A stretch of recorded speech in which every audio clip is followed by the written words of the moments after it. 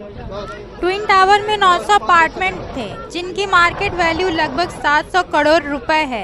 यह पूरा twin tower 8 lakh square feet इलाके में फैला था। कंपनी ने कहा कि नोएडा अथॉरिटी से मिले अप्रूवल प्लान के बाद ही दोनों टावर बनाए गए थे।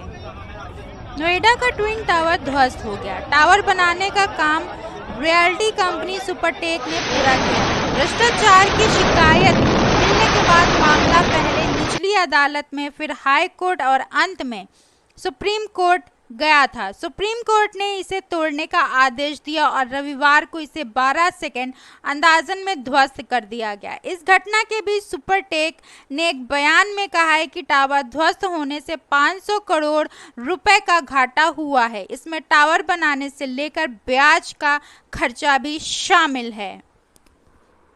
नोएडा में बने इस ट्विन टावर की ऊंचाई 103 मीटर थी, जिसमें दो अलग अलग टावर एपेक्स और सियान थे। इन दोनों टावर को गिराने में 3700 किलो से अधिक विस्फोटक का इस्तेमाल किया गया। बताया जा रहा है कि इस टावर को तोड़ने में लगभग 20 करोड़ रुपए का खर्चा आया है।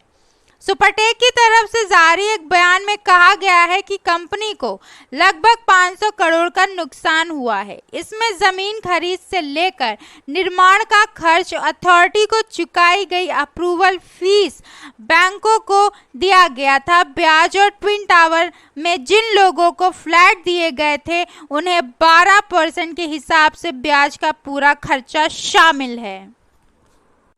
ये twin tower Noida sector 93A में स्थित एमरल्ड कोर्ट प्रोजेक्ट का हिस्सा था, जो कि नोएडा एक्सप्रेस वे पर स्थित है।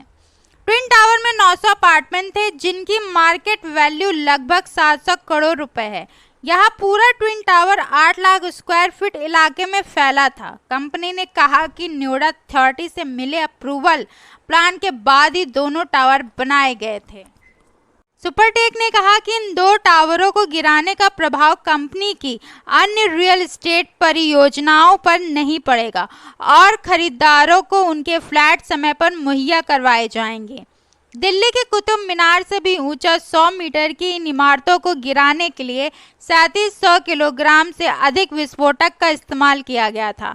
सुपरटेक बयान में कहा, नोएडा स्थित ट्विन टावर एपेक्स और सियान सेक्टर 93A एमरल्ड कोर्ट परियोजना का हिस्सा है और इन्हें नोएडा प्राधिकरण द्वारा आवंटित भूमि पर बनाया गया। इन दो टावरों समेत हाउसिंग प्रोजेक्ट को नोएडा प्राधिकरण में 2009 में मंजूरी दी थी और ये राज्य सरकार द्वारा उस समय घोषित नियमों के पूरी तरह से अनुरूप है। कंपनी ने कहा कि कोई भी काम इमारत नियम से परे जाकर नहीं किया गया है और इनका निर्माण नोएडा प्राधिकरण को पूरा भुगतान करने के बाद ही किया गया।